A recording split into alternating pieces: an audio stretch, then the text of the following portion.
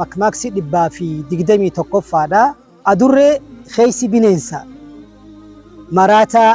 kheysi gamnaa makmaaksi dhibbaa fi 22ffaadha adii uffadhu dhugaa dubbadhu makmaaksi dhibbaa fi 23 addunyaa gala kaate boosoo hirmaata kaate makmaaksi dhibbaa fi 24ffaadha adurreef taphaa hantuutaaf lubbu makmaaksi dhibbaa fi 25ffaadha adurreen aannan dhuyidee sararratti haqatte makmaaksi dhibbaa fi 26ffaadha adurreen hajji dhayxeef waan isiin dhiftu makmaaksi dhibbaa fi 27ffaadha adurreen ribxe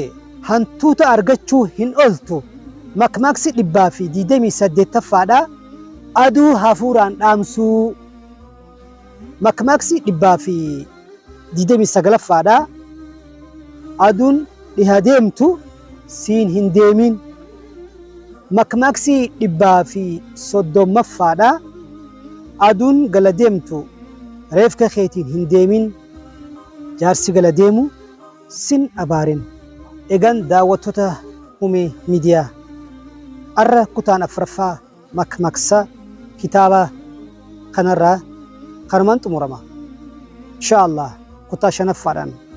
nama walitti deebi'u rabbi nu haa godhu hangasittuu ergaatii tana qofa dhalootaan naaf ga'uudha nagaan naaf jiraadhaa